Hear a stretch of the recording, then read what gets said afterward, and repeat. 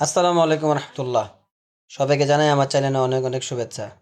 প্রিয় বন্ধুরা, আপনারা সবাই অবগত আছেন আমাদের বাংলাদেশের ফাস্ট বোলার মোস্তাফিজুর রহমানকে ভারতের ক্রিকেট বোর্ডের নির্দেশে কলকাতা নাইট রাইডার্স তাকে বাদ দিয়ে দিয়েছে আর নিবে না তাকে খেলতে। তো এটা একটা খুবই খুবই অপমানজনক আমাদের বাংলাদেশের জন্য।